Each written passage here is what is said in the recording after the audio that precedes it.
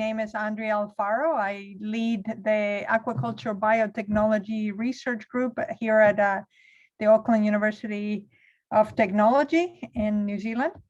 I'm very pleased to be here with you today, and I really want to thank Fitre for inviting me to give this lecture and for organizing this virtual international summer program, which sounds very exciting. I don't have much more information than that, but it sounds like a really fantastic way to connect across the globe with the shared interest in learning a specific topic like this one. I also would like to thank Dr. Rafi Grandiosa, who suggested that that I give this lecture. And of course, you may or may not know he was one of my PhD students not that long ago. But yes, we share very memorable times in my lab. And so there's a personal connection there, and a very, very warm greetings to my previous student who I'm very proud of, and I hope he's doing very well in Indonesia. And we're hoping to see each other at some point, either here or over there, once things normalize a little bit more. And today, I guess I have been asked to give you a lecture about aquaculture biotechnology, and I don't really know what your background is, so I've tried to make it general enough so that it can be easily followed, but feel free to let me know if either I'm going too fast or I'm making it too simple or too difficult. So just turn on your microphones on, because I'm not sure I can see the chats while I'm presenting, but just turn your microphone on if you have any questions, and we can stop at any point, and I can address those as we go. But I just wanted to specifically today showcase some of the tools and approaches that can be used to support aquaculture research, which is my passion, and to ensure that we continue to develop innovative solutions and enable and enhance the production of this sector. And specifically, some of these advanced techniques have been borrowed from other fields, such as the medical research, but are extremely powerful and can help us understand complex and very intricate physiological processes that take place in marine organisms, especially when they're exposed to various types of environments and stressors in that environment, as we can see in intensive aquaculture settings, for example. And I'm sure that there are many examples in Indonesia, which is, of course, a very important production sector in Indonesia in terms of aquaculture. So the outline for today is very simple. I just want to go over some general trends in global aquaculture and its future sustainability.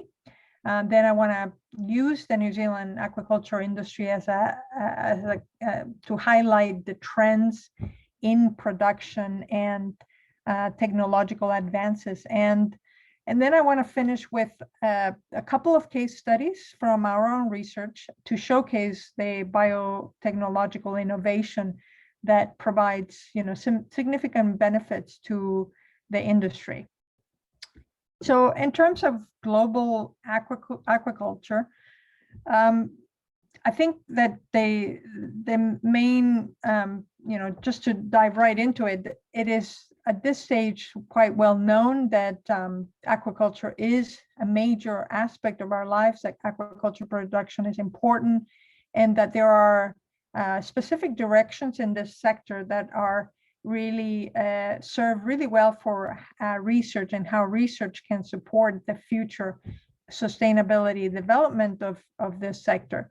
So we know that aquaculture is growing globally, and that it's happening, and that it's becoming more, and we are becoming more and more dependent on this type of protein production. So what does that mean? Why is that? Well, it actually goes back to the fact that our global consumption of animal protein has been increasing exponentially as our population increases. And if some of you are vegetarians, then you're not at fault, but it still affects you and it affects all of us because it's a global trend. We are currently consuming more than, on average, more than 70 grams per person per day of protein. And it's expected that our animal protein demands will continue to increase by about 76% by the year 2050, as you can see in this graph, when our population is expected to reach 9.7 billion people in our planet. So it is obviously something that concerns us and something that we need to find a solution for. And there is no question that we have just about exhausted our ability to increase land-based animal production. And today, our oceans are the main source of animal protein.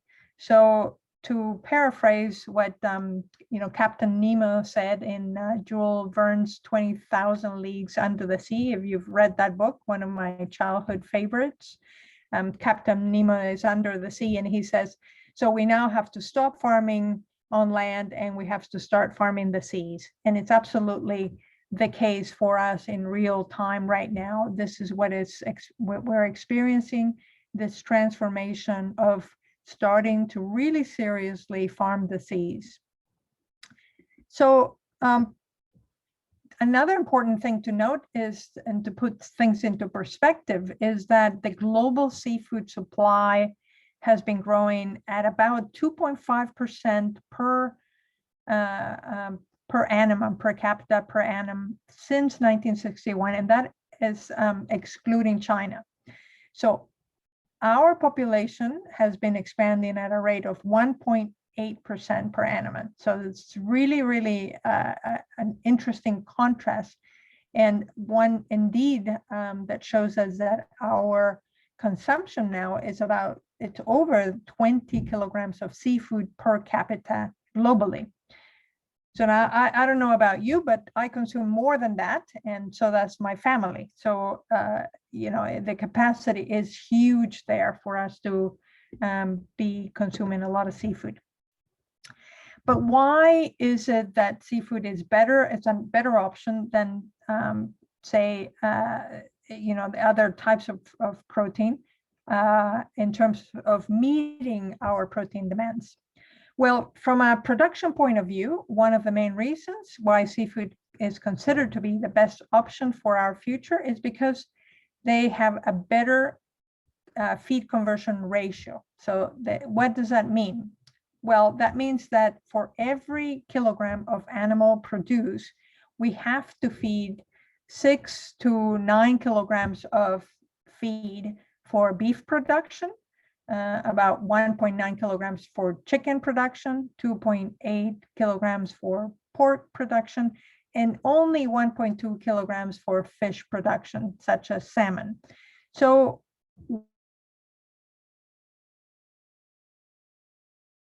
ratio is quite, there's quite a big difference between all of these. So why is seafood better? Well, one of the reasons is that they don't actually have to warm up their bodies, so they don't have to use energy to warm up their bodies. They just conform to the temperature of the surrounding water. They also require less energy to support their bodies compared to land animals because they don't have to constantly be fighting gravity that much. And they are better at converting the food that we give them or that they consume than other animals. So that's one reason, but there are a whole bunch of other reasons. Another range of reasons is the production of benefits for this production are that there's a range of health benefits associated with eating seafood. I'm not going to go into all of these, but you can see a few here on the right that have been shown to or have been demonstrated to be very beneficial in terms of healthier eating, healthier bodies and mind when you have a seafood-based diet. So we can, we talked earlier about sustainability, but what about sustainability? Not all fish are sustainable, or fisheries are, or fish productions are sustainable. Obviously, fisheries is not. And we're talking about the fact that we take from the seas about 2.5 times more than they can naturally produce. So our ability to catch fish is now, or the ability for us to catch more fish is dependent on improving our fishing gear rather than giving enough time for these fisheries to replenish themselves. So this is clearly not sustainable, and it isn't a very good future for us. So compared to fisheries, aquaculture is definitely a different sort of game. And here you can see in this graph why aquaculture is the better option, or how in numbers, why that is the case. So the global trend to meet our seafood demands are definitely increasing and more into aquaculture. You can see that line here in 2021, where there's a dramatic increase in aquaculture production, and it's a projection to continue to increase over the years to come and the centuries to come, compared to the continued downward projection for the fisheries. So aquaculture, in a nutshell, is the fastest growing food production sector in the world, and in fact is the most traded food commodity. You can just see some of these places in China or in Japan. There are just fully, massive markets of seafood. So another thing or another fact that we need to consider is that aquaculture now provides more than half of all the fish for human consumption, and it is expected to continue to increase. So by the year 2025, aquaculture is expected to supply about 60% of the fish consumption for consumption. So what that production will look like in the future, we don't know, but it's up to us to make sure that we've got something to say in shaping the direction of that production. And of course, with the younger generations, it's all about sustainability and being able to renew these resources, right? So it's dependent on us what we do with this sector for the future. Another interesting fact is that more than half of the fish exported originates from developing countries. So of course, this production is dominated by China, who have a long tradition of producing and consuming seafood. But here we can see that Indonesia holds its own with a significant production contribution. And I think that this is a really, there's... If you can hear, yeah. Who's that? Can you hear me? Yes, Professor, we can hear you. Professor, we can hear you. I'm sorry, I think there is someone who accidentally opened up their microphone. No worries. I just wanted to make sure that I wasn't talking to myself now. No, you're not, Professor. Sometimes it happens. So make sure you stop me if you're lost or you have a question. But I was saying here that because developing countries have a real opportunity to produce the seafood, as we are already, the opportunity for developing countries to make a significant economic gain is really here. And this is something that, if done or approached correctly, it could really increase the economic state of many developing countries. So it's a really important point to make, because it is affecting the a huge population regions. And as I said before, aquaculture is expected to meet the demands of the 9 billion global populations in just a couple of decades. So it's around the corner, really. And for these reasons and many others, it is crucial that research efforts go hand in hand, and the needs of the aquaculture sector are met by hand in hand with the research that I don't know exactly what your fields are, but that you can contribute to. So that's why I think biotechnology and the application of biotechnological tools to research aquaculture to improve production is really quite critical. So, but what are our future challenges? So in order to achieve this, we need to understand where the current bottlenecks are and develop appropriate tools and approaches to solve these problems. And some of the current and future challenges are still around achieving sustainability, such as production of efficient feeds to achieve lower feed conversion ratios, managing pathogens, parasites, and pests with predictive and proactive practices, right, that give us real solutions. However, there's also a myriad of other environmental issues that have to be addressed, and those have to be those stressors are mostly associated with climate change and the threats that that they pose on the ability for these commercial species to survive and to rapidly change to the rapidly changing environments. Some of these key stressors are increasing sea surface temperature, for example, ocean acidification, and overall imbalances of ecosystems. So these increasing problems will need to be resolved by adding species resilience and future-proofing our production. So how do we do that? We can use biotechnological tools to achieve this. So now I want to shift gears a little bit and talk a little bit about New Zealand aquaculture, the New Zealand aquaculture industry, because that's what I know best, but also to give you a comparative example of how the trajectory and the growth of this production has been led hand in hand by research.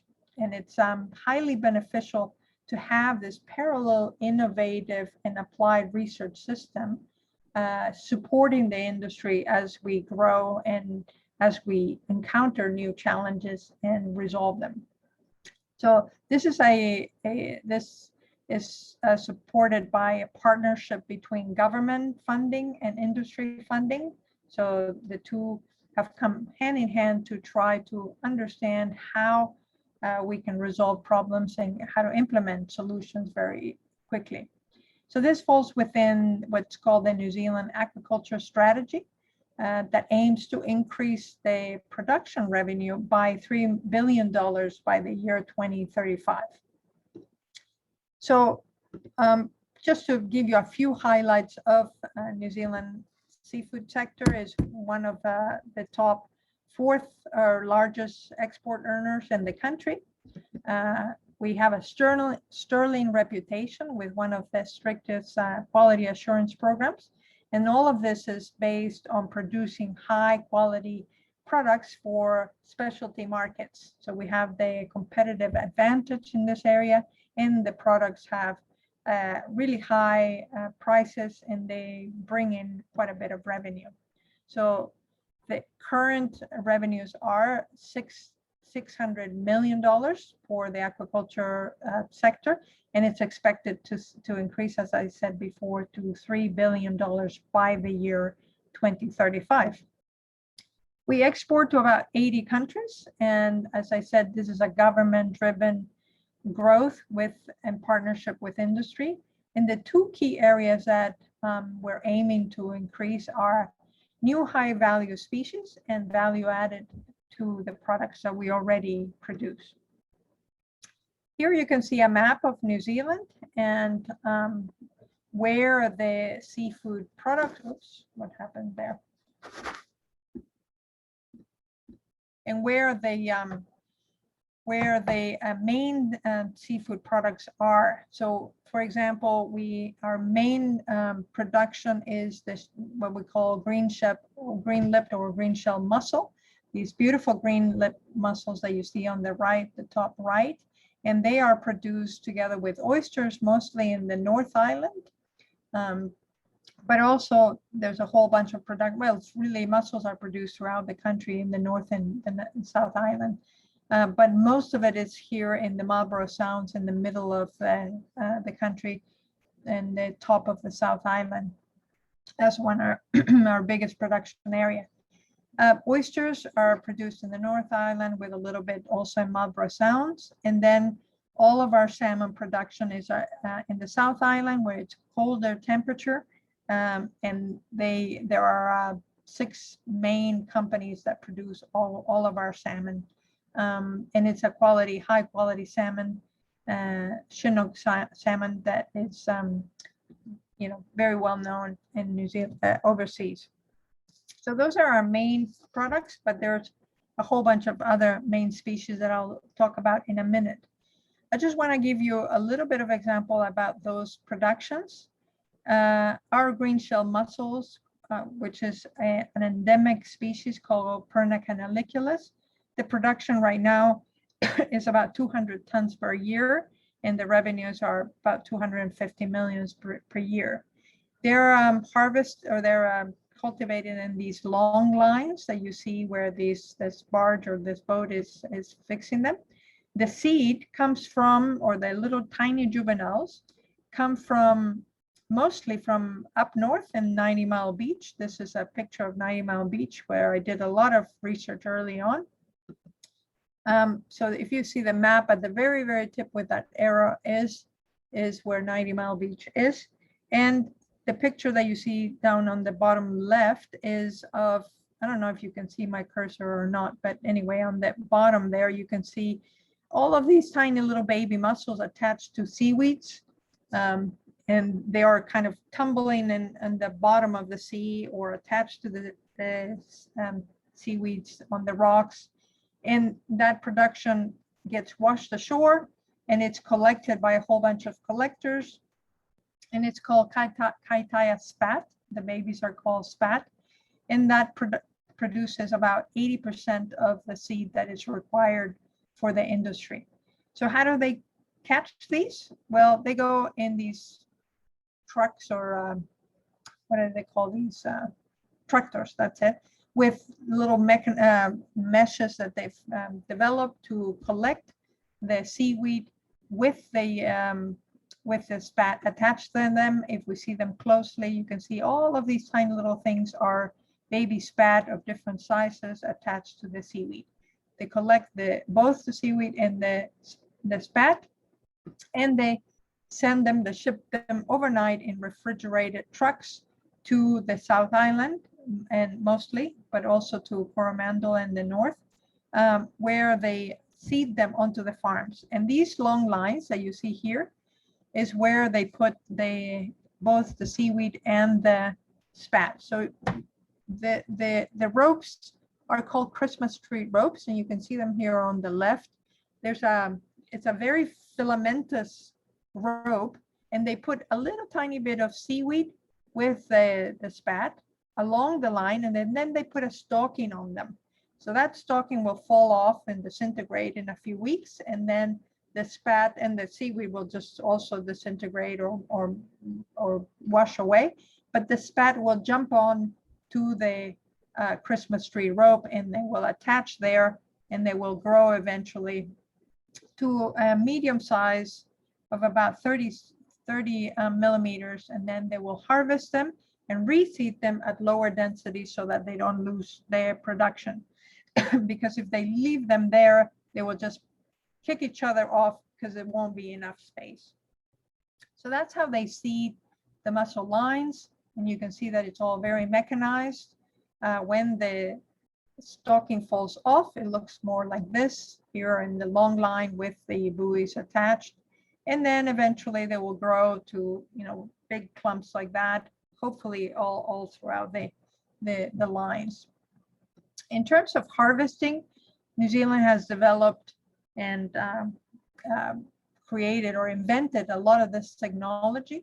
Here is a boat that has the line. It's pulled, and it's a continuous line that goes up and down.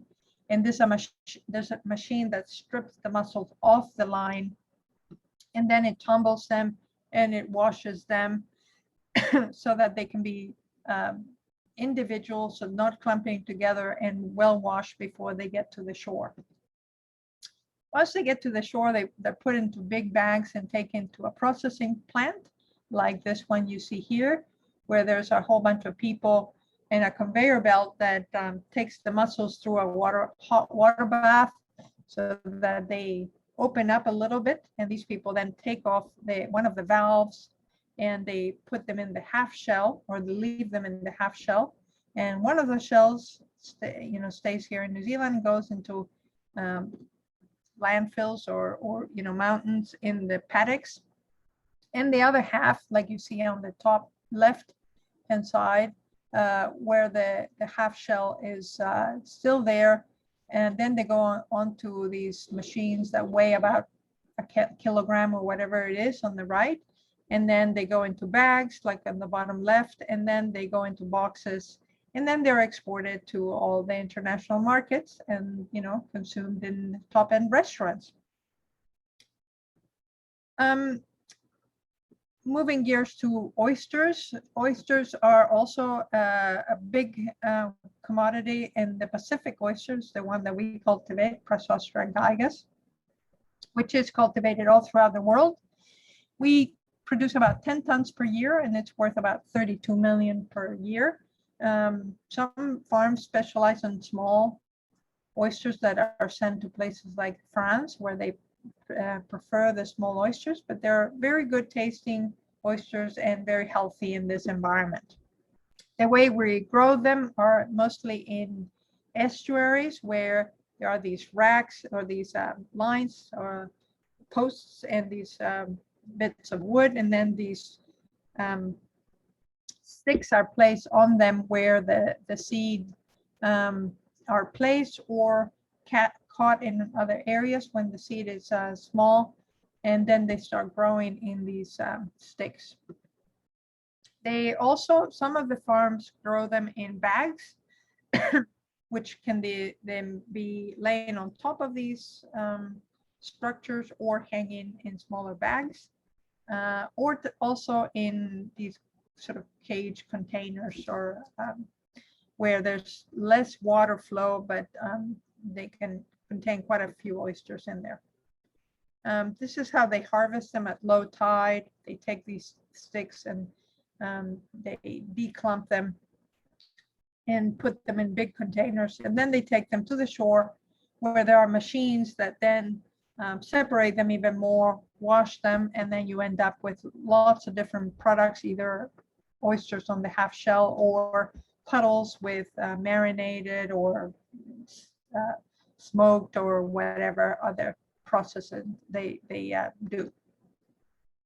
The next main production for us is salmon, and this is a farm in the Marlborough Sounds, beautiful areas. The Sounds, very, very pristine. The farms are sort of separated for quite a big distances, so that there's little or less environmental damage. And then the production of king salmon or Chinook salmon is about 7,000 tons per year and worth about 64 million per year. The farms in the marine farms, as I said, they're floating, and there's lots of different types. This one is more like square pens or cages with a house, a floating house there, where there's the feed and the electronics and all of the production side of things, and then mechanized to feed each individual pen. And then when it's or cage rather, and when it's time to harvest them, other kinds of mechanized structures to harvest the fish. In the South Island, we also have some freshwater farms because salmon can be grown in both in freshwater and marine. And these are rivers that are canals that connect the mountains, and South Alpine mountains to the sea. And you can see these canals are used for hydroelectric power, but can also be used as aquaculture farms, as you can see there. And beautiful salmon are produced in here. There are other areas in the South Island near that same place that are more like tourist attractions, where they produce, you know, sashimi and all kinds of products for the tourists. Again, all of these farms are very mechanized. Here is one where they are harvesting the salmon, and there's a machine and a person in a machine where they just literally degut them, and the salmon are almost, you know, initially processed on site. Here's a picture of our beautiful high quality salmon, and then they go into these processing plants where there are, you know, they're again very mechanized to clean them up and fillet them and send them to the different markets. Here's another one of my students who was working on abalone, same as Rofi when he was here. This is a farm up north in Ruakaka, where it's a land-based operation, and abalone, or what we call paua, Haliotis iris, is our endemic species, and it produces about 7,000 tons per year, and it's worth about 10 million per year. So all of these are land-based. You can see the beautiful blue color of our abalone and different kinds of mechanisms and tanks to grow them. You can see in the middle the feed, the formulated feed that are given to the paua. Other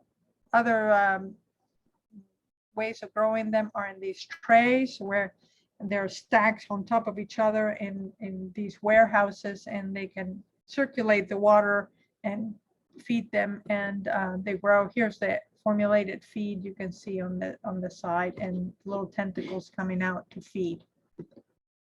And of course, the products are mostly sold to Asian countries. They are mostly just frozen and they go overseas, but they can also be canned and in other forms. Another smaller production is the pearl farming, and they do this by placing a plastic bead inside the between the shell and the mantle, and these half spheres of pearls are produced in there.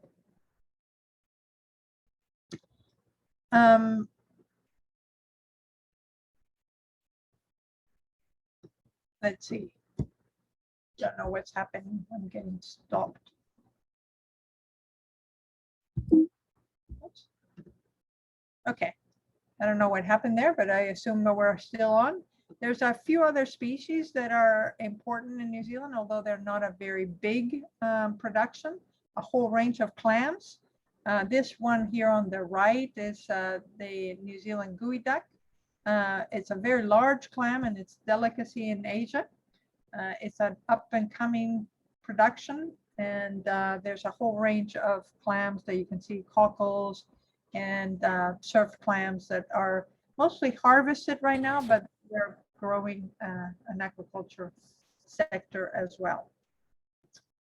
A few other types of productions that we have that are not big, but they're growing, and there are things like scallops, some crayfish, and eels, and other types of oysters like flat oysters.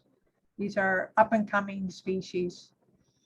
And just, I'm going to take a break very soon, but just to wrap this section, as I said before, the New Zealand aquaculture strategy is aiming at $3 billion in revenues by the year 2035. And how we're going to do that is in three main areas: innovation, land-based, and open oceans. That's what the government has decided or indicated.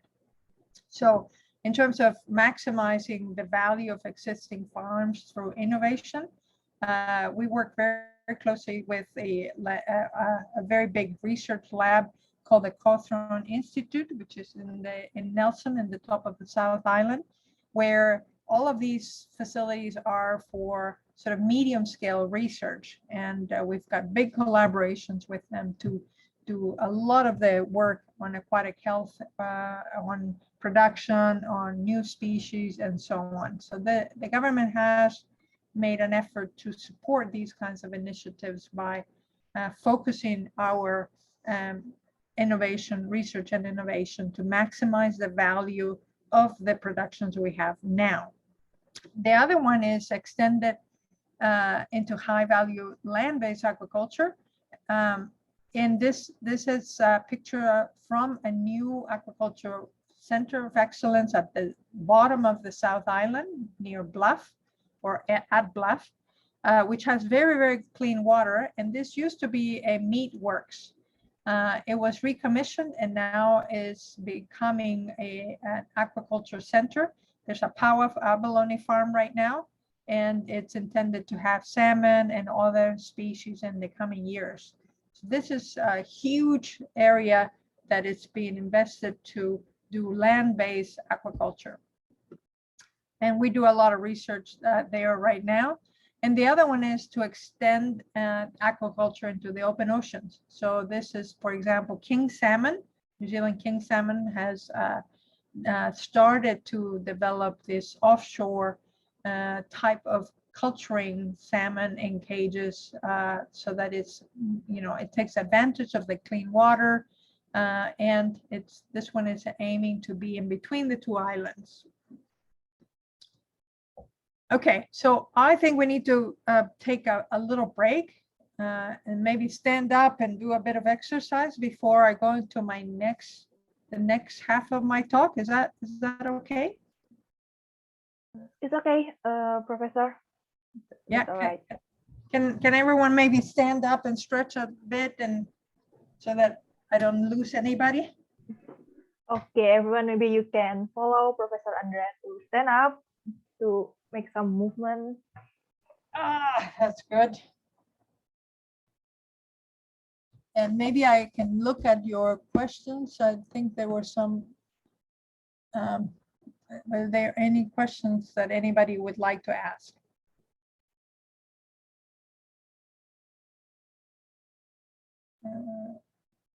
Nothing for me, I suppose. Oh, there's one question.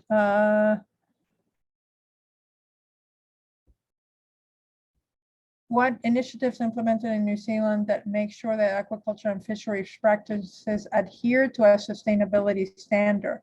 Is there any specific regulation? That's a very good question. Yes, New Zealand has a very, very strict set of practices and regulations, and social licensing and reporting and compliance, very, very strict regulations. And in fact, some people would argue, some people complain because they think that it's almost over the top.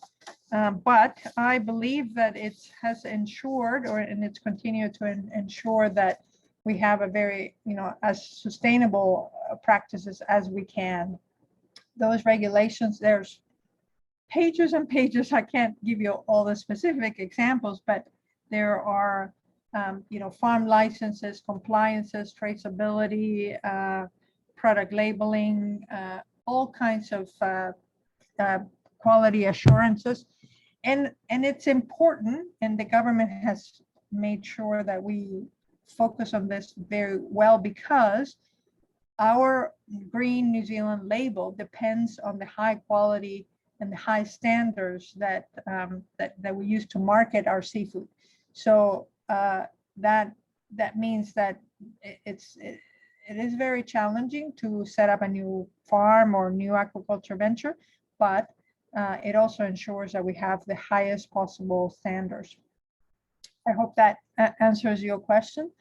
There's another question. In your country, does antibiotics or other special medical allowed to use for oysters and salmon production for viruses and diseases? If yes, is there any regulation related to other in order to export them? Another very good question. We do not use antibiotics. By rule, all of our productions are free of antibiotics, including salmon. So we do not use those kinds of medicines. We for induction, for example, but they're more natural type products. No,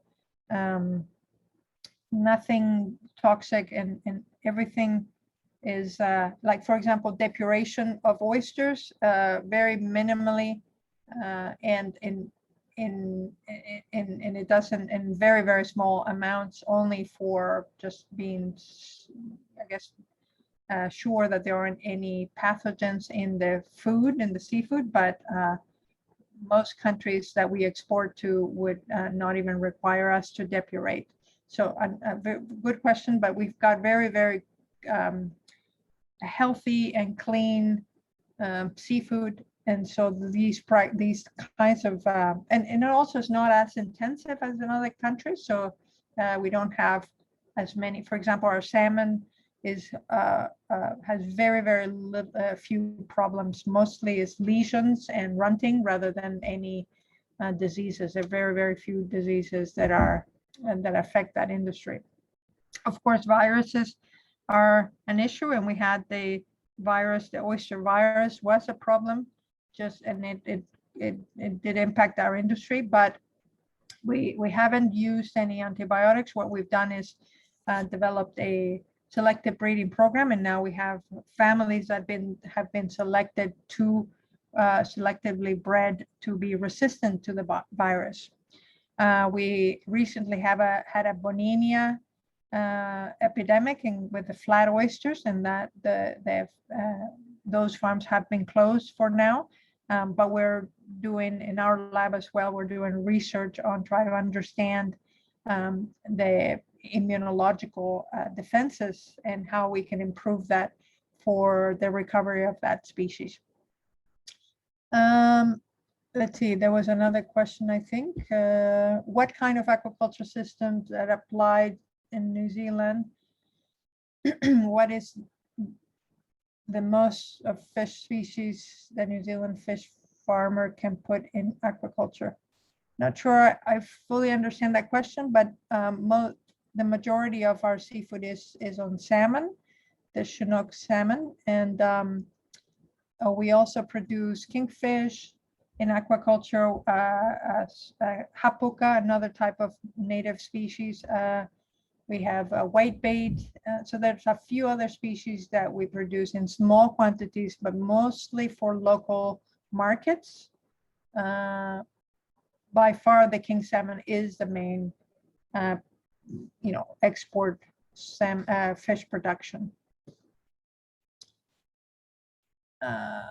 Then I don't, let's see, what else is there? What is about IMTA in your country? So in terms of integrated systems, that's a very good question. We're just starting to develop offshore integrated systems, and in partnership with Australia, in a program called the Blue Economy. In fact, my university, my group is involved in this as well. We are doing research to develop offshore farming with seaweed farming and with shellfish farming to try to integrate these systems so that the benefits of one production go to the next, and the waste from one go as benefit to the next production, and so on. So it's an early days still, but it's definitely something to look for in the future. Is there concern for threats posed by possible escape by introduced salmon species to native fish and aquatic systems? The New Zealand salmon has already pretty much been introduced in the wild so that you can actually fish it in some areas, but it does best in these farm conditions. So it doesn't appear to pose a problem for native species, and there's whatever escapes is fished by local fisheries people who are keen fishing to fish around the farms. I don't think that I don't know of any other impacts on the native fish in aquatic systems.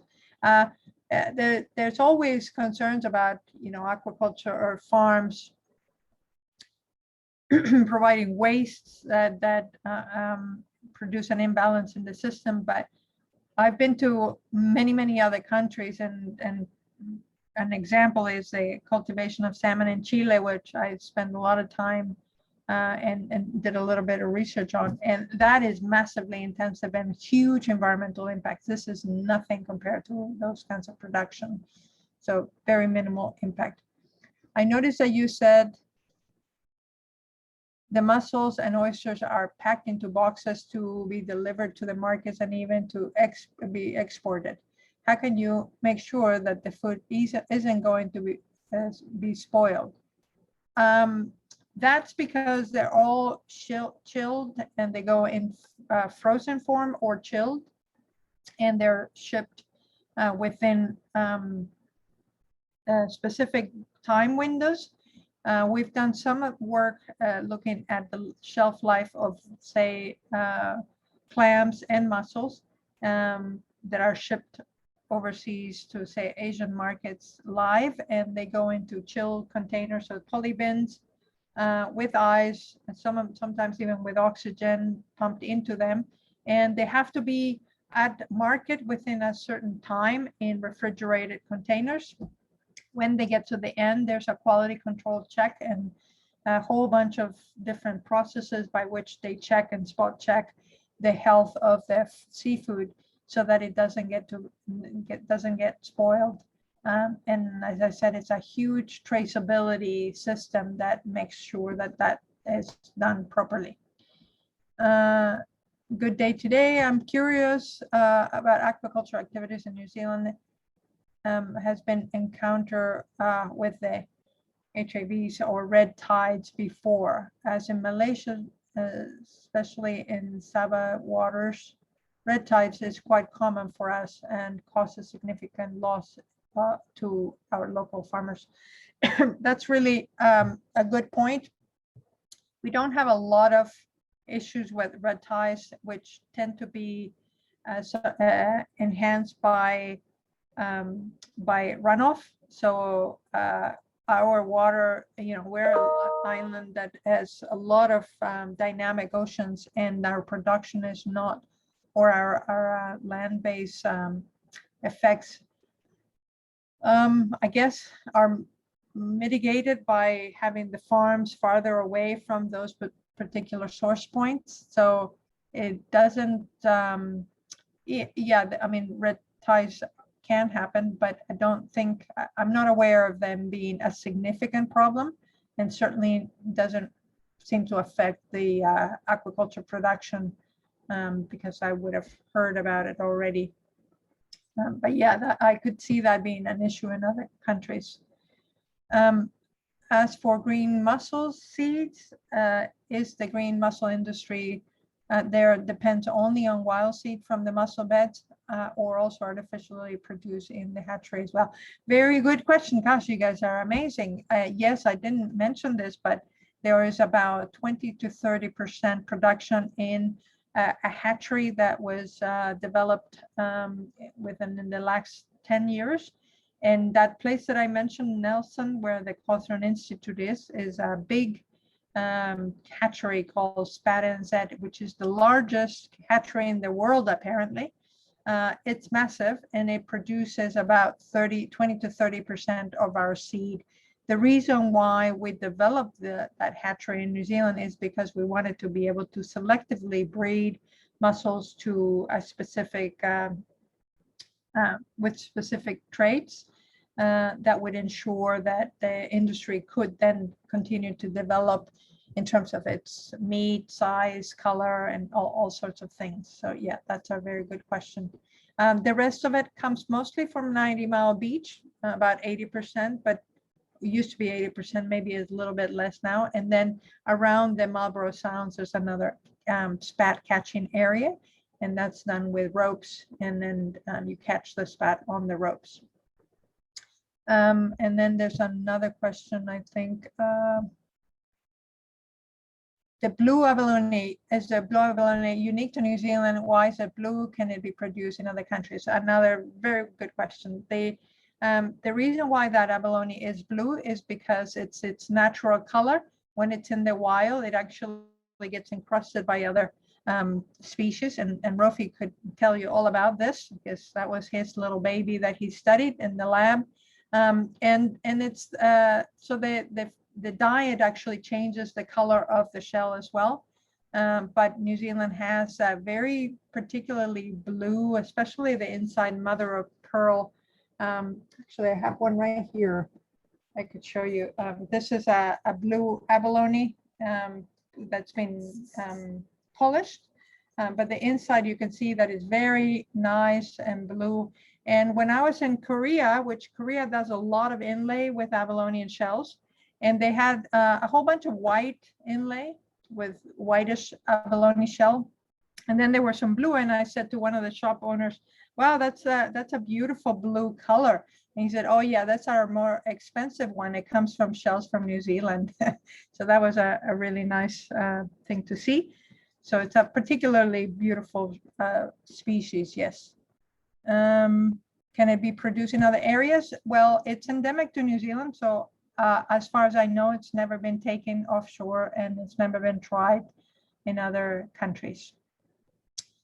Some problems from aquaculture in the seed production, for example, here in Peru is a huge problem. We didn't implement the hatchery at all.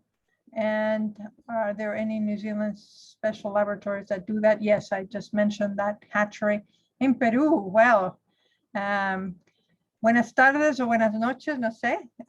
Good luck to you in Peru. I was there before that, well, many times, but just before the pandemic. So lots of really nice productions of seafood in Peru as well. There's a type of abalone in Peru and Chile called conchulepas.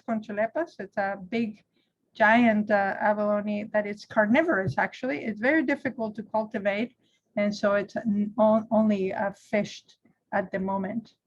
Buenas noches. Are there any questions that I missed?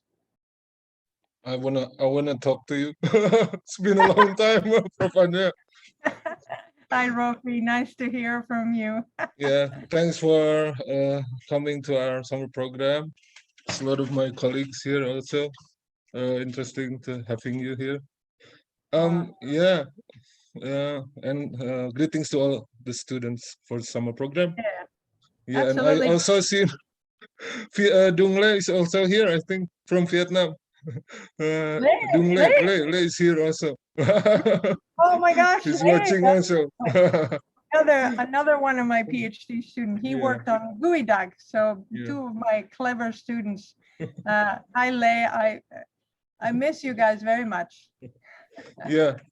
New Zealand is a very interesting place. It's also a place where there's a Maori culture, indigenous and not indigenous, local people, similar to Indonesia. There's a local culture here.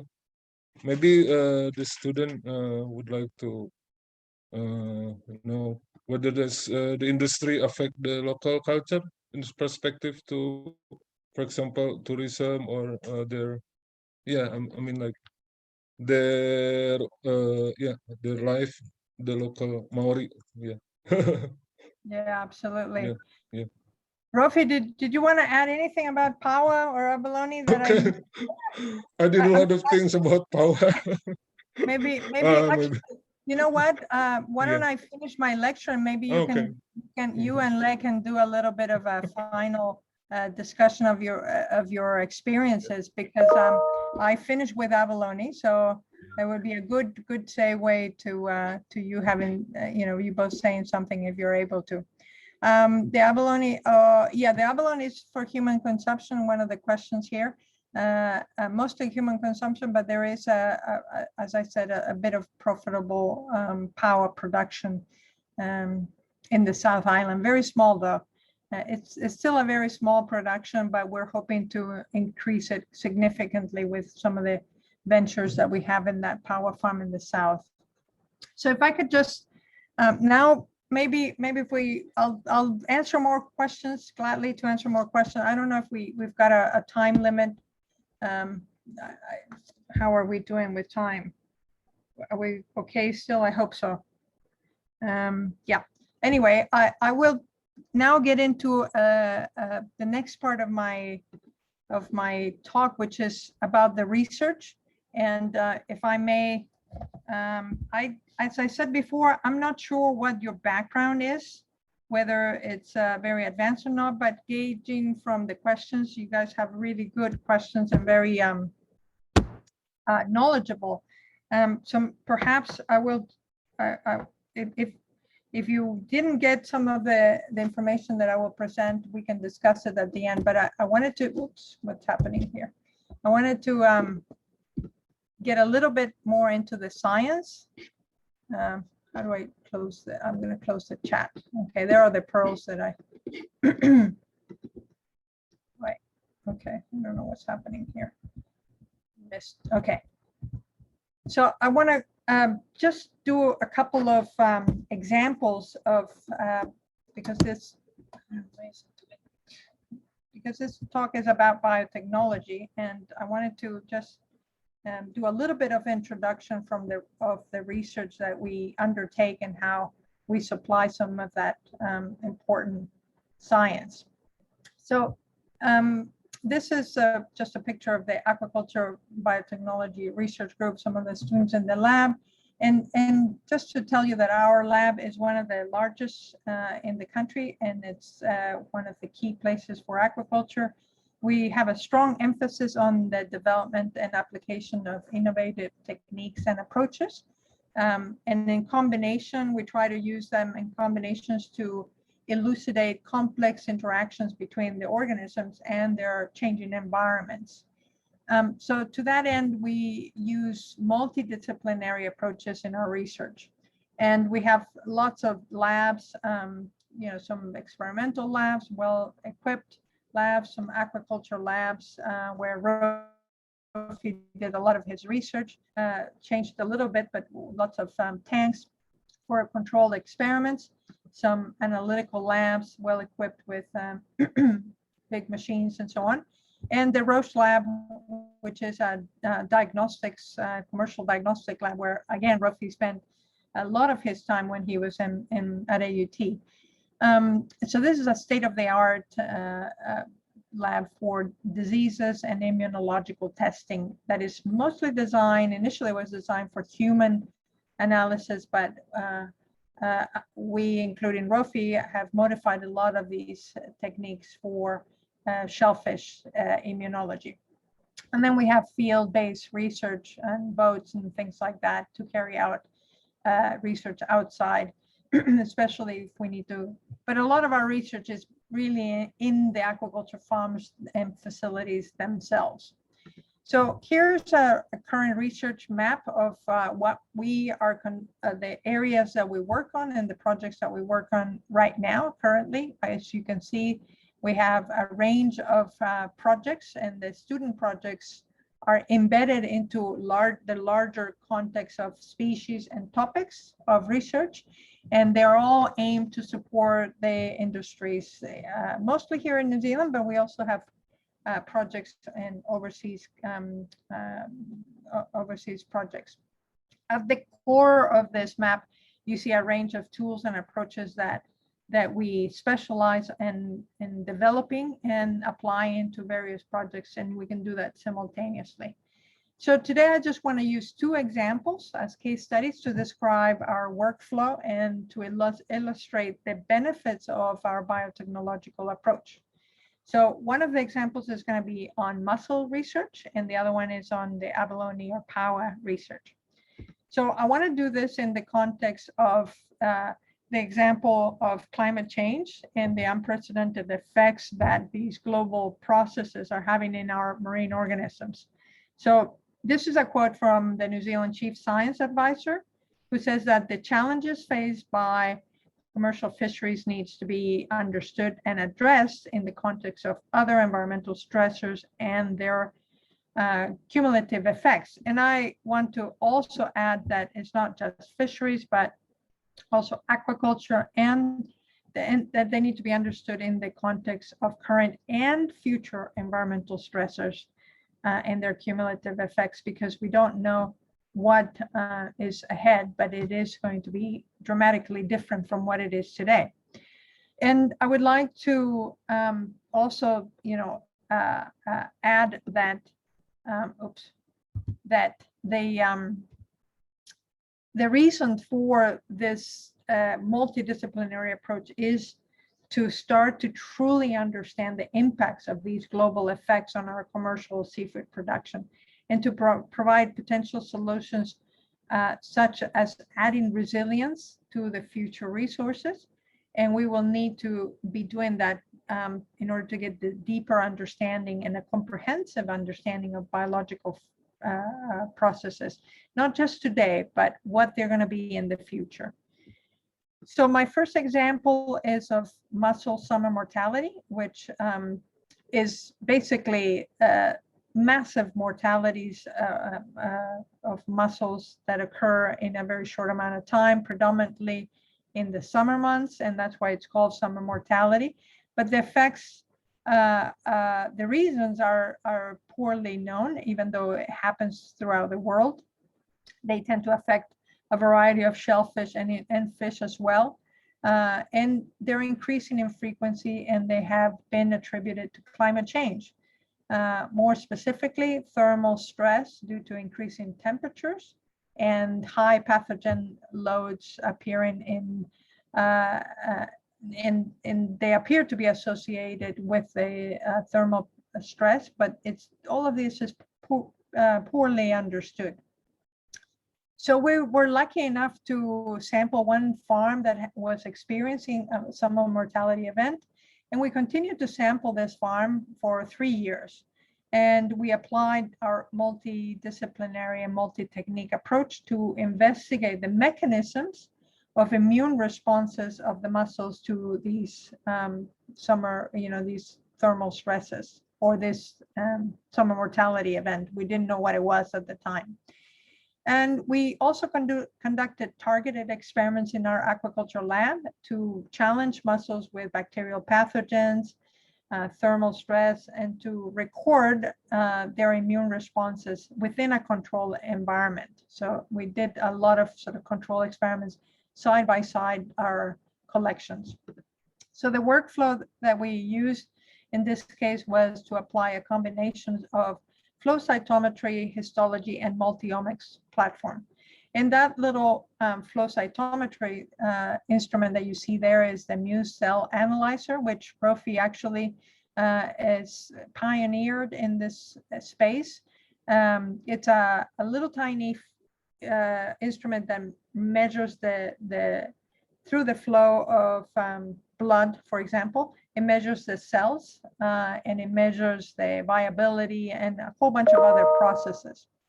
So it's a very, very powerful instrument that was developed for human blood testing and in the Roche lab. And Rofi was the first to adapt that technology to shellfish, to mussels, and other species.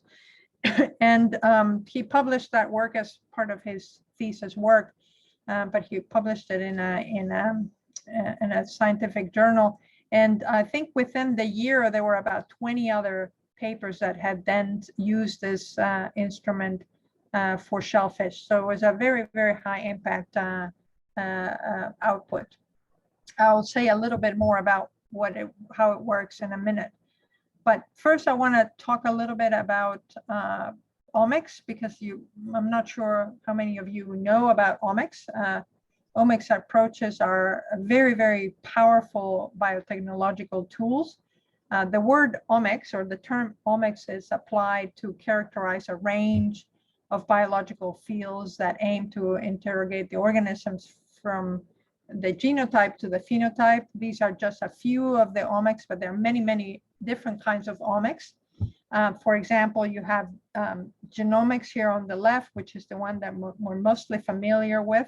It's the closest to the genotype, and it's the study of the genome And it aims to analyze the structures and functions of genes to provide information about what is or what can happen in if certain genes are expressed, for example. Transcriptomics can be used to identify which genes are actually being expressed under specific biological conditions, and provides information about what appears to be happening in that organism. Proteomics, of course, is the study of proteins, and including those that are constructed by direct instruction from the genes, and also those that can occur due to post-translational protein modifications. So proteomics can help us understand what makes cellular processes happen. And then metabolomics is the study of the metabolome, which is the complete set of metabolites in a biological sample. And it provides information about what has just happened or what is happening at the moment.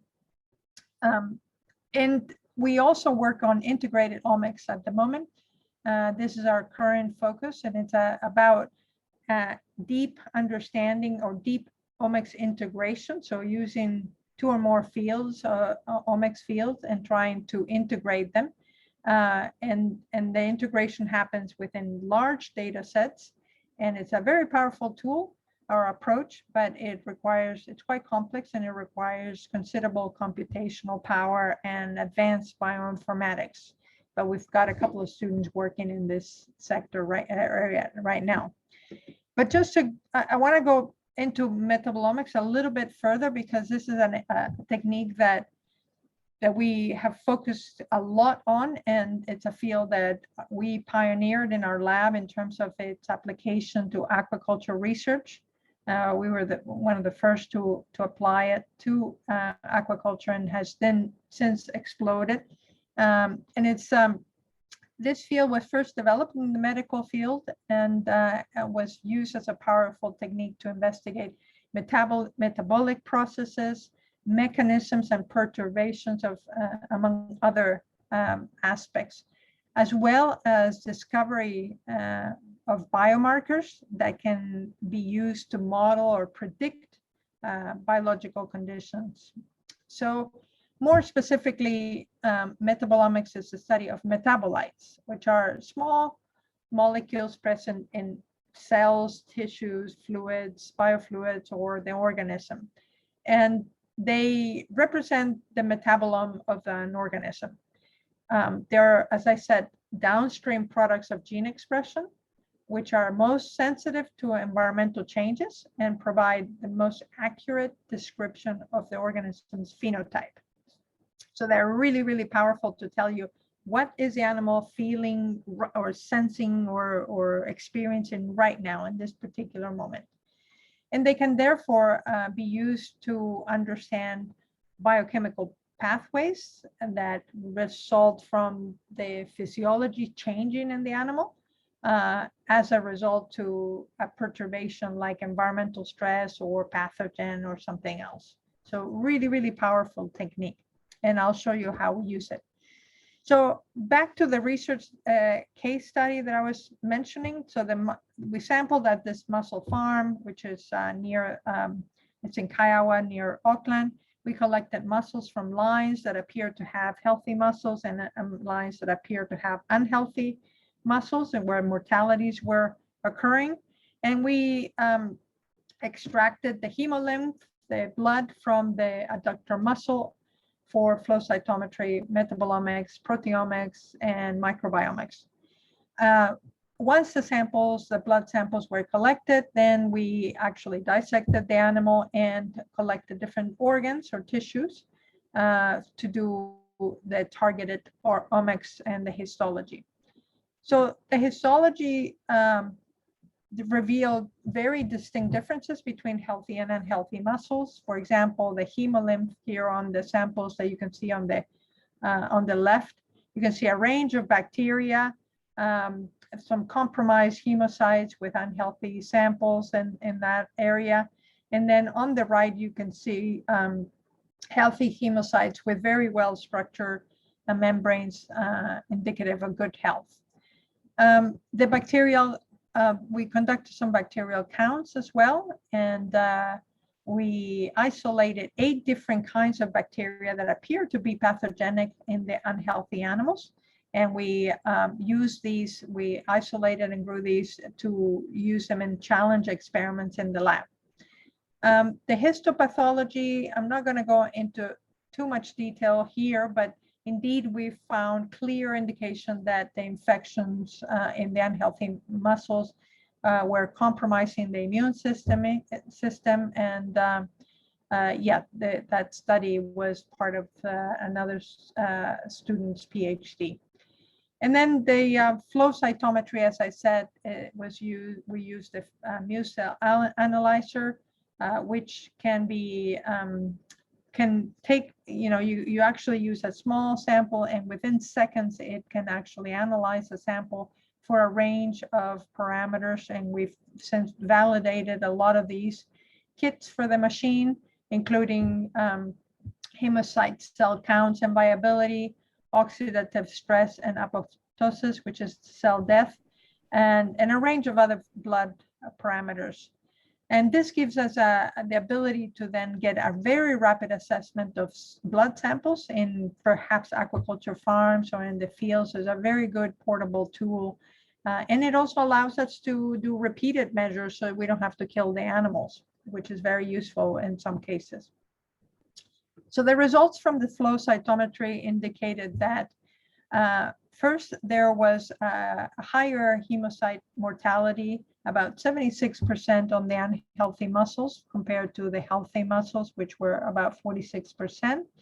The ROS production, which is an assessment of oxidative stress, was very high in all muscles, which was indicating that all of the muscles were stressed, that there was an overall stress condition across the farm. Then there was a higher percentage of depolarized cells, or indicative of cell death caused by the bacterial infection in the unhealthy muscles compared to the healthy muscles, as you can see in that graph. When we look at the metabolomics, we did the analysis on hemolymph, gill tissue, and hepatopancreas, and that revealed signs of stress and host response to the pathogen infection, among other things. We then did tissue-specific responses. These we used we corroborated this with pathogen challenge experiments in the lab. They gave us insight on the immune responses of challenges with Vibrio bacteria, which resulted in alterations of metabolites that are indicative of osmotic stress, oxidative stress, and changes in amino acid metabolism and protein synthesis. So the interesting thing is that these studies can be, that allow us then to look more closely at about the metabolite signatures.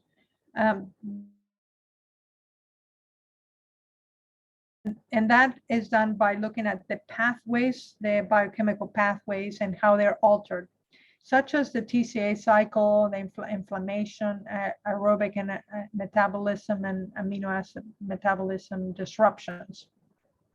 So these analyses all allow us to search for also biomarkers.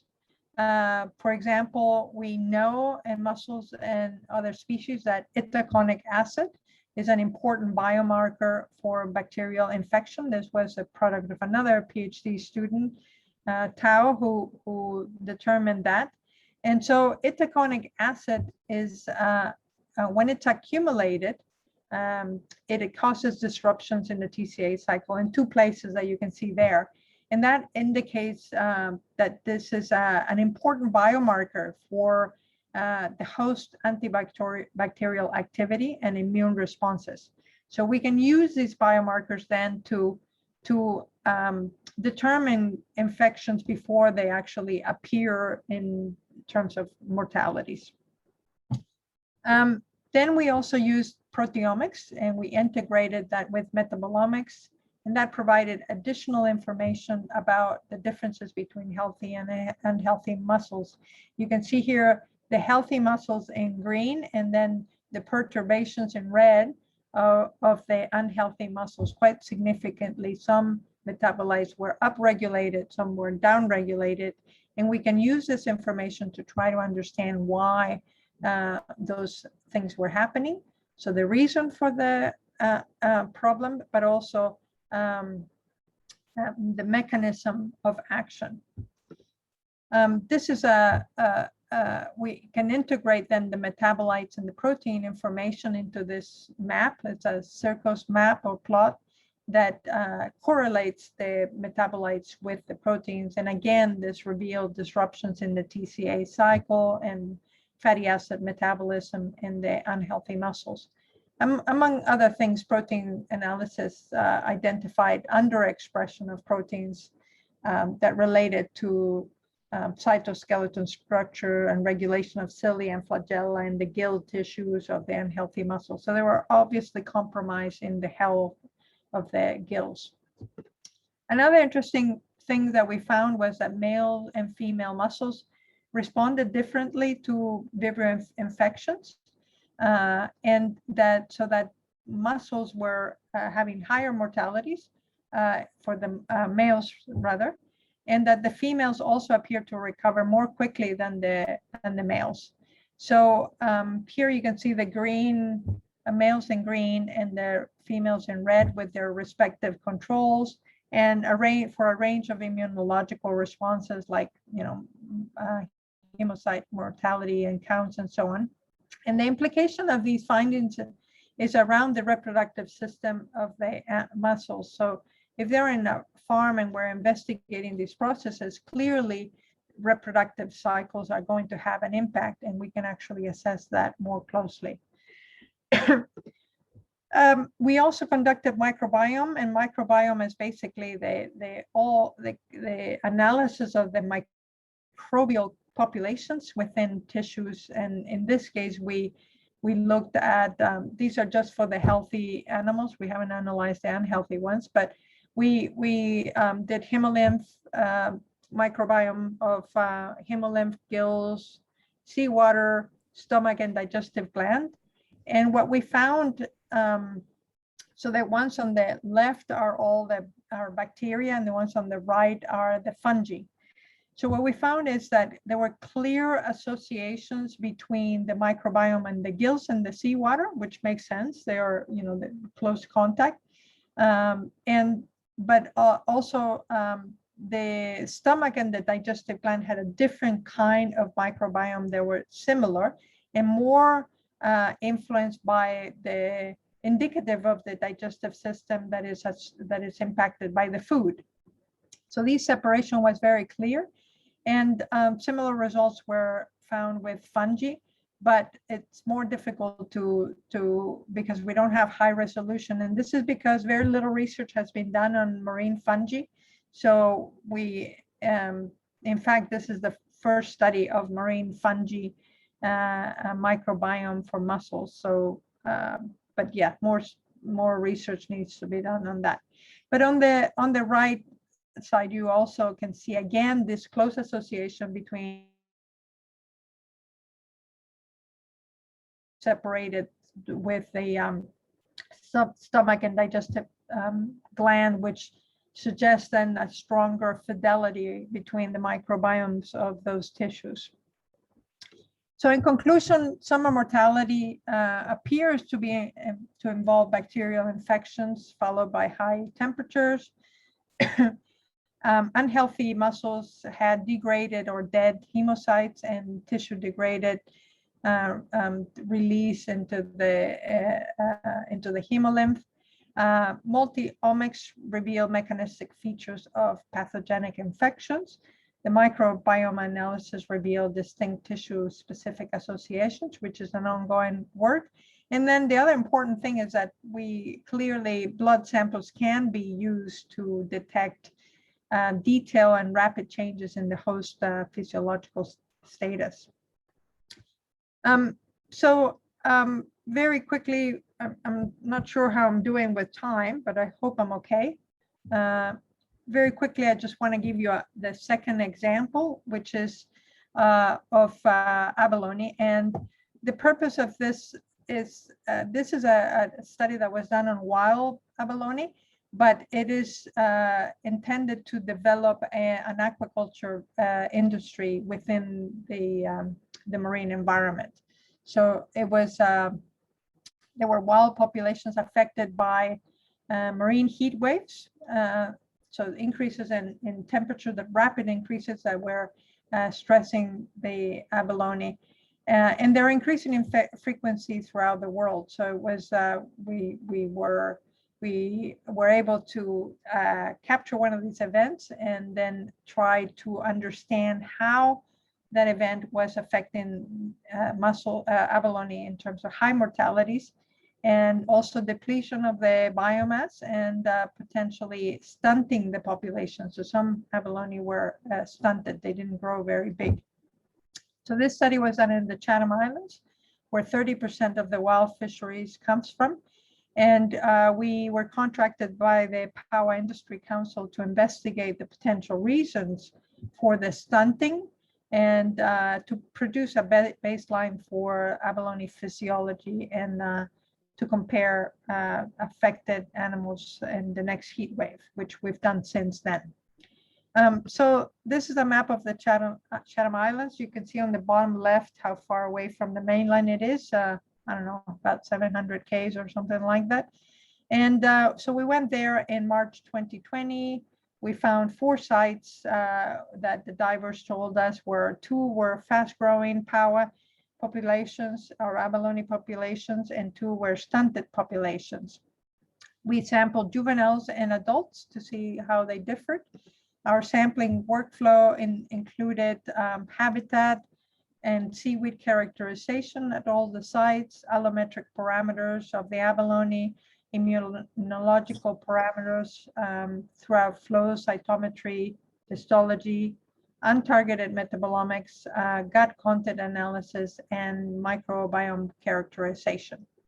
So the seaweed and allometry, the site characterization indicated that fast-growing abalone areas had more abundant seaweed and greater diversity of the seaweeds, especially the reds, compared to the habitats of the stunted abalone.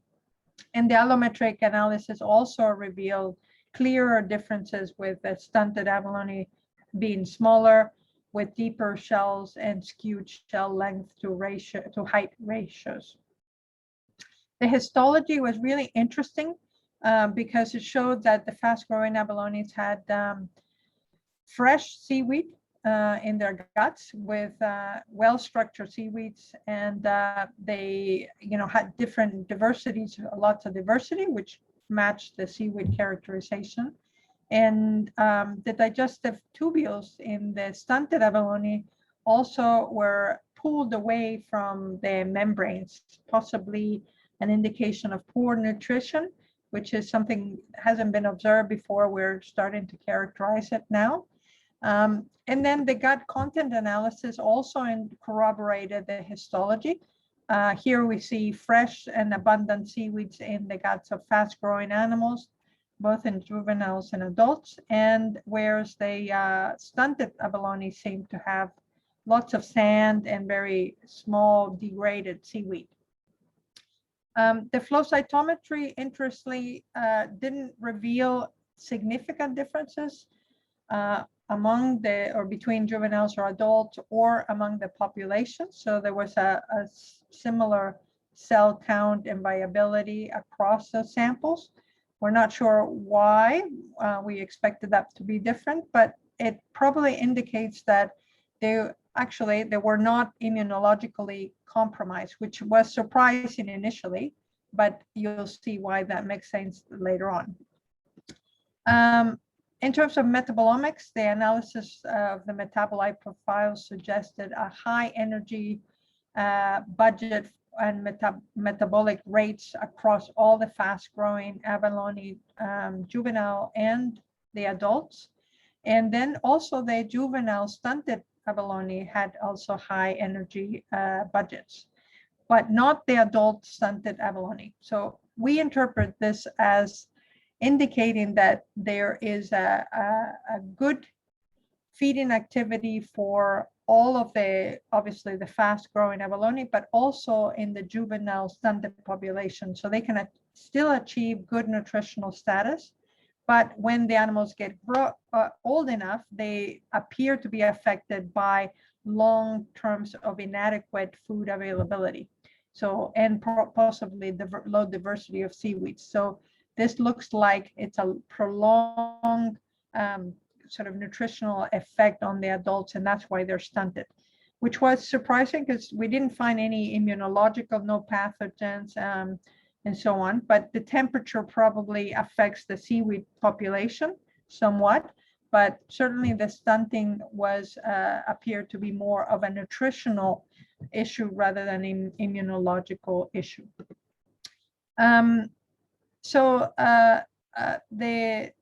The metabolomics also, again, these are different maps to show that differences in the metabolites comparing the fast growing and the stunted, clear separation, and having, again, the diets being a general indicative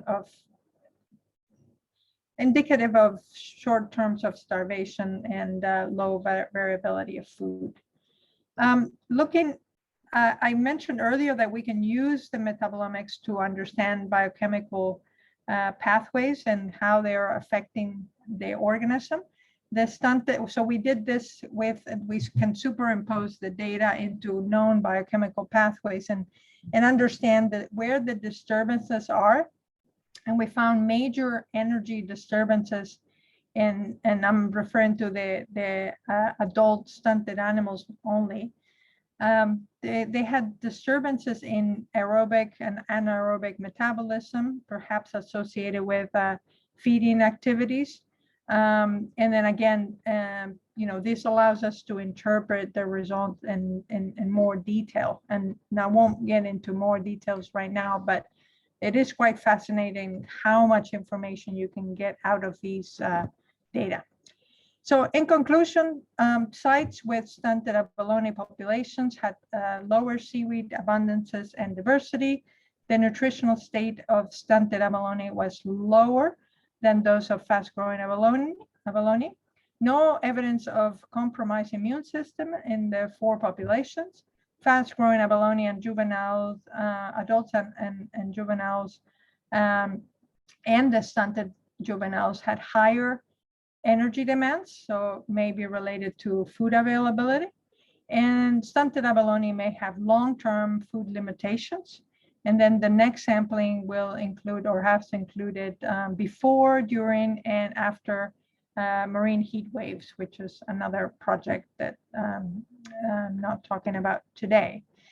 So in conclusions, the overall conclusions, I guess, I think that our multidisciplinary and multi-technique approaches have allowed us to dive deeply into the mechanisms that underpin physiological, metabolic, and immunological processes in marine organisms, and responses, and understand those responses in terms of changing environments that these animals continuously face, whether it's in the wild or in cultured situations.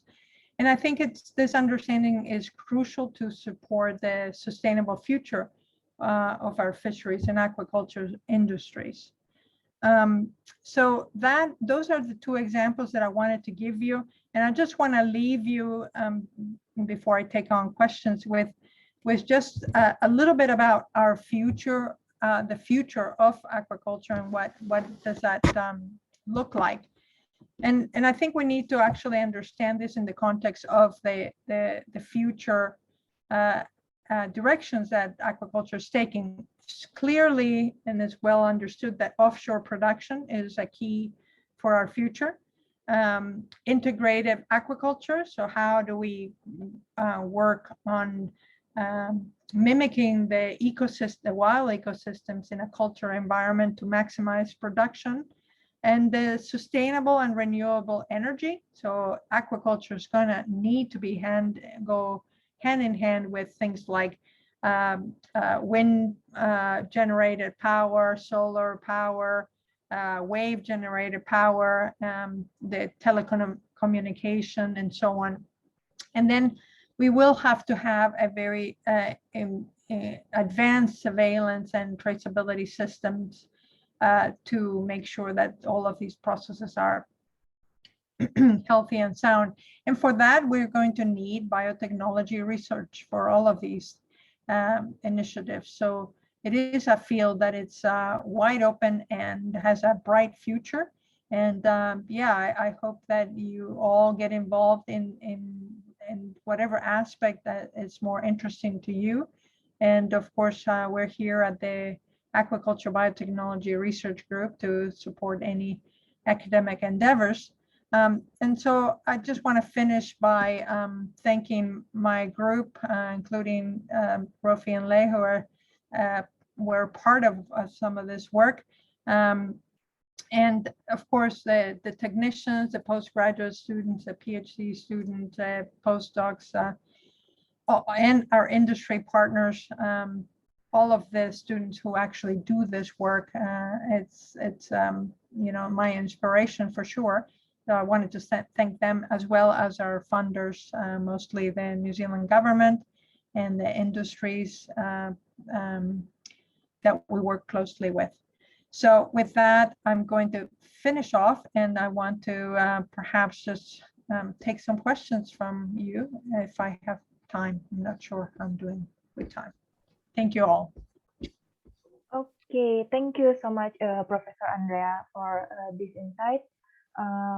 Maybe we can move to a Q&A session. Is that all right? Sure. Okay.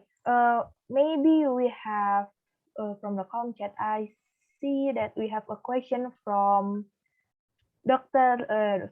I'm sorry, Mr. Fidi. I'm sorry, Mr. Fidi Sema Prasetya. Maybe you can turn on your microphone.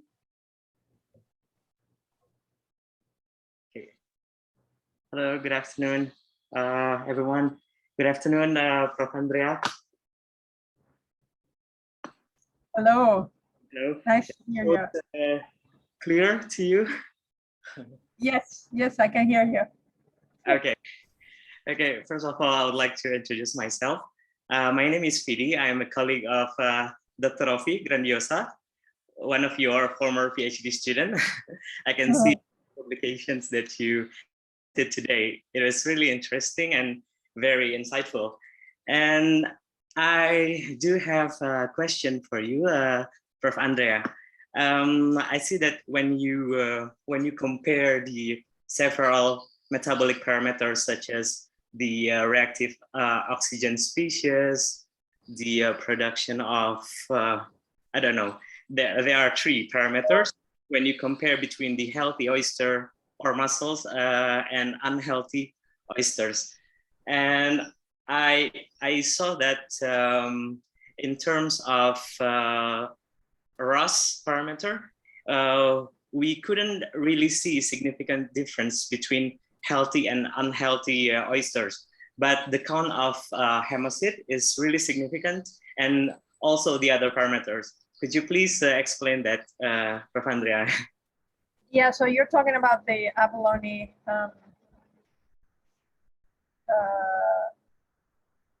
We're talking about the abalone. I think the green and the yellow graph. This one right here. I think not that one, Prof. Maybe a little higher. Muscles, this one right here. The mus, wait for it. Yes, perhaps this one. Or do you have other than this one? Excuse me. Yeah, this one, flow cytometry. Yes. Yeah, flow cytometry, sure.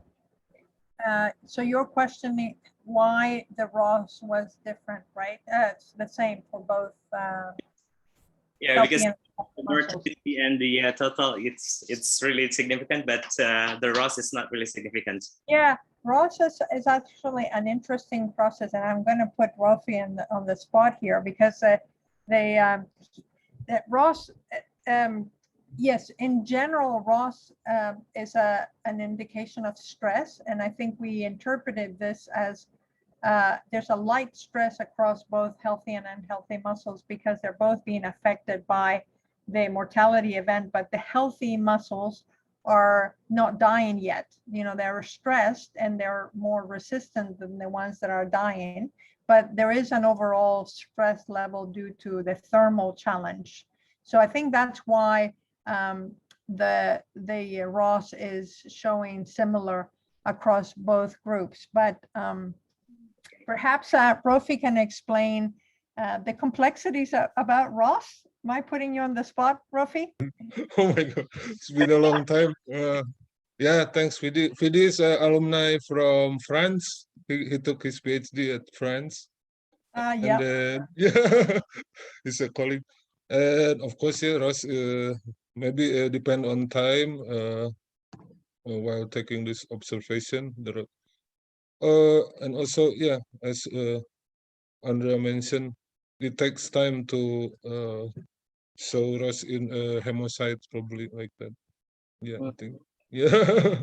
So, yeah, maybe like that. Rofi had a lot of, gosh, you were hitting your head against the instruments for a while with the ROS measurements because they're complex, you know, not all ROS is bad. So ROS it's an indication that the animal is actively respiring and doing well, but there's a threshold where too much ROS is indication of stress. So the ROS levels can indicate high energy, but also stress, which you need to decipher which one is it. Is it just high metabolism, which is normal, or is it stress condition, which is not good? Does that make sense? Yeah. It's really interesting because most of the publication that I've read, they use like ROS production as the indicator of stress, animal stress. So, but I learned new thing today, thanks to you and Dr. Rafi, about, yeah, maybe it's not really, I don't know, suitable or appropriate if we use ROS parameter to investigate the effect of stress. Yeah, probably not by itself, and I think that's the key thing. All of these tests give you a little bit of a piece of the puzzle, and that's why I believe that we need to do a whole range of analyses to be able to really decipher what's going on. Yeah. Okay, thank you, Prof.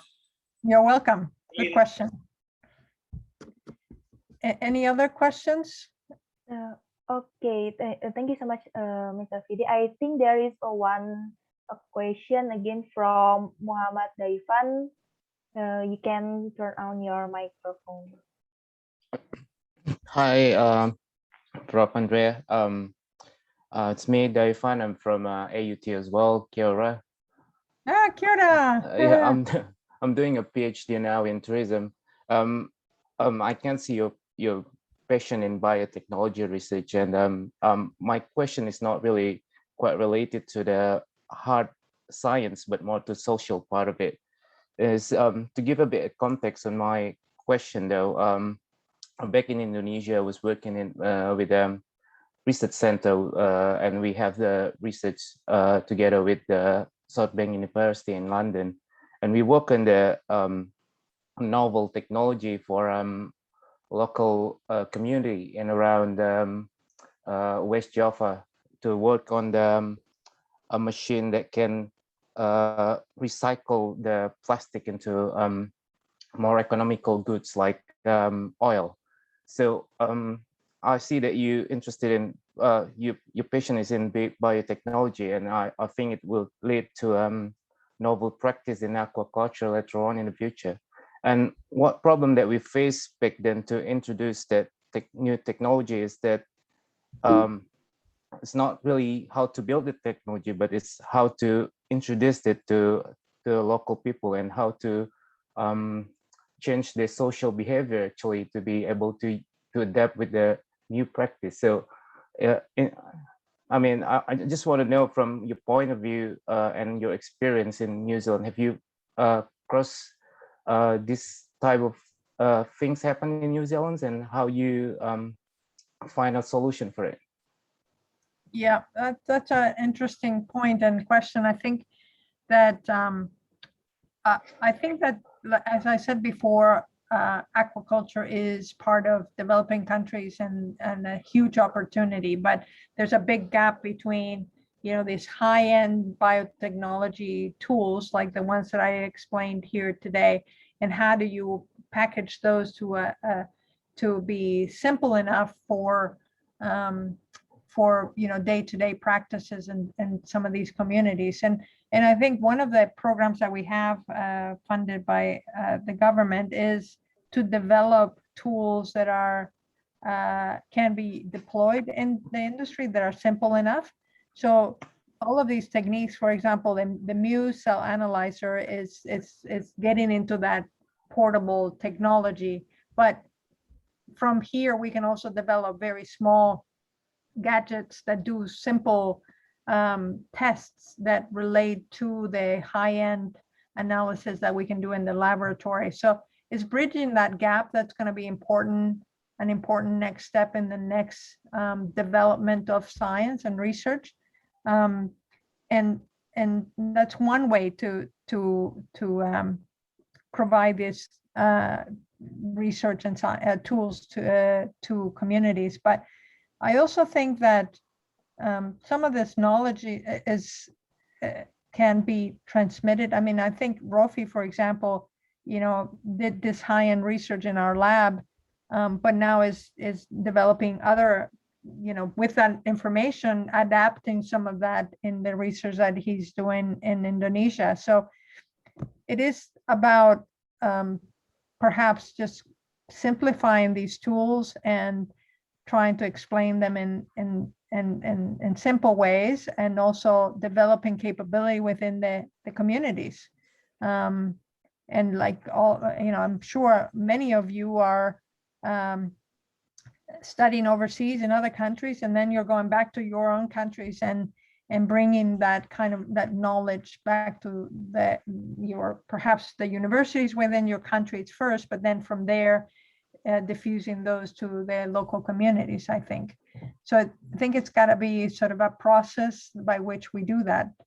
I don't know if that answers your question, but I guess I think that it's going to take a little bit of time, and then investment from government and international groups to try to help facilitate that knowledge transfer. I hope that answers your question to some degree. Yeah, the things that I want to know as well is that whether it happens also in New Zealand, like it happens in Indonesia as well. I mean, in terms of social demography in Indonesia, our education level in average, it's quite low than New Zealand, for example. So is that things happen in New Zealand, how to, you know, the process on transmitting the technology to the local practice?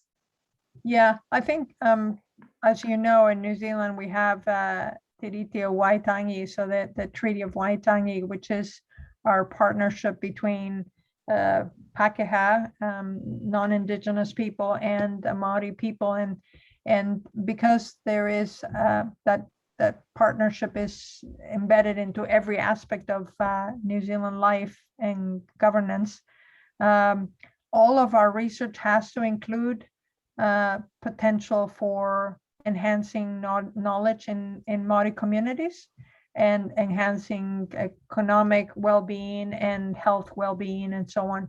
So it does put a very strong responsibility on researchers to make sure they transfer, and they not just transfer, but to co-develop science with local knowledge and with Indigenous people. I think it's a unique example in the world. It is not free of problems and challenges, but it is, I think, a very good way to make sure that that partnership is provides benefit to local community and especially indigenous people. You probably know a lot more about that since you're studying in that field, but I guess that would be my, I would just highlight as that being a very positive way to do science and to have science be for everybody.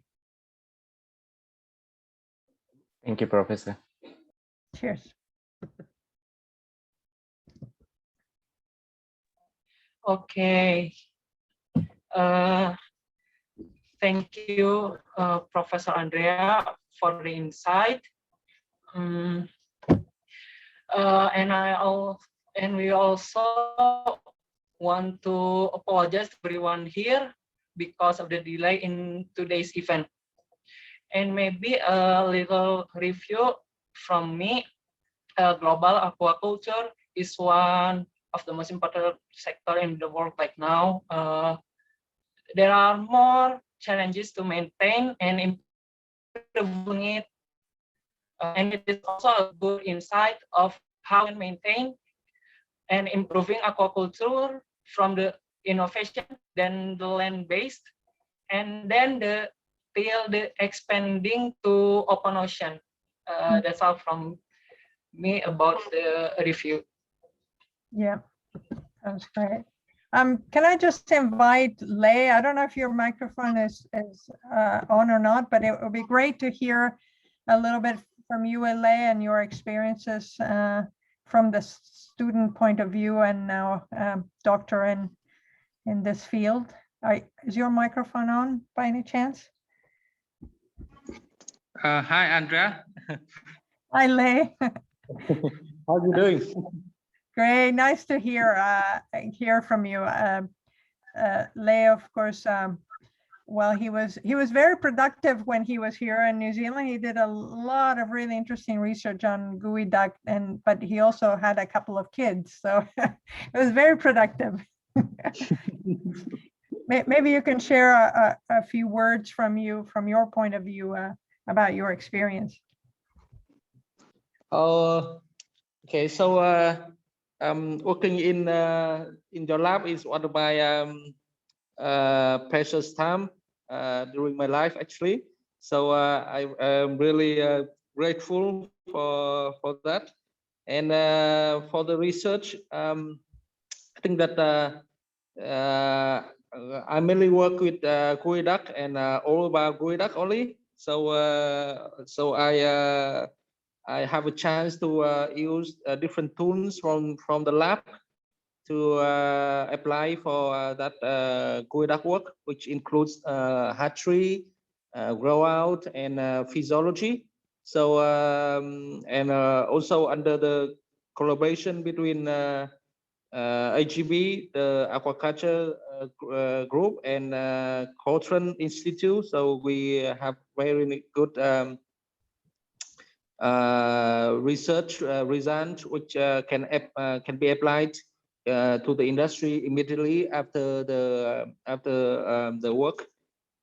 So that kind of things between basic research and applied research is kind of in balance for the group in New Zealand. So that's what I really like to work with under Andrea's lab. Yes, thank you, Andrea. Thank you, and we'll have to catch up at some point. I'm really happy to see both you and Rofi in this medium. Yes, sure, and we still have snack here. Yes, one of my favorite foods, snake. Does anybody, are there any other questions? Anything else that I could add? Okay. Before maybe I'm sorry, Professor Andrea. The time is over. Once again, thank you so much, Professor Andrea. You can share your insight with us right now today. We hope that we can meet again maybe someday. And I also want to say that stay safe, stay healthy for you.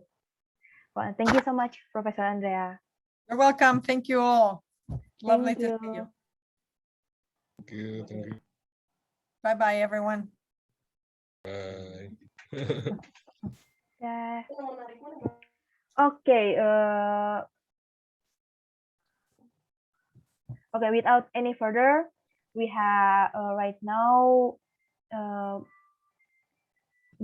Right now we have another lecturer from University Malaysia Sabah from Malaysia that will tell us about mariculture in tourism.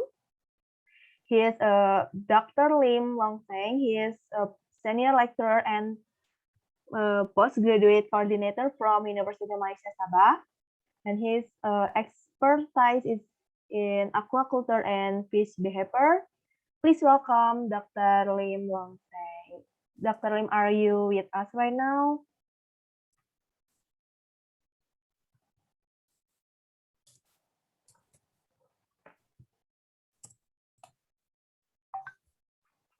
Hello, Hi. Dr. Can you hear me? Okay, we can hear you. Hello, Dr. All right. Lim. How are you Hi, today? good afternoon. Good afternoon. So, yeah, Uh, may I share my slide now? Yes, you can. Maybe thank you so much for being here with us now, and we were apologize for the delay. Oh, no worries, no worries. I enjoy the sessions from Prof. Andrea as well. Okay, thank you so much, Dr. Lim. And like Professor Andrea, you also have 100 minutes for your lecture time, and you can start right now. The time and screen is yours. All right. Thank you very much, MC. And first of all, thank you for all the students for participating in these sessions. Myself, I'm Lim, and I thank. All right. First of all, I would like to thank University of Pajajaran for inviting me to deliver this lecture, or more towards sharing. So today's topic is mariculture tourism. And I myself are from Borneo Marine Research Institute and University Malaysia Sabah. So before I start, allow me to introduce myself a little bit. So basically, I complete my aquaculture degree in 2006 as a bachelor, 2009 as a master degree, and in 2015 as a PhD. And I do involve in undergraduate teaching. I teach about fish biology in aquaculture program and mariculture in the marine science program. And administrations, before this, I have been the head of aquaculture program for the undergraduate study. And currently I'm working as a postgraduate program. And before this, I also work as a mobility program in my institute, right? So whoever interested to come over here, usually they will have to contact me and I will do the arrangement for them. And at the moment, I have 6 master students have already graduated, and 2 of them are very lucky. They're able to graduate on time. And 2 PhD students is coming in, joining me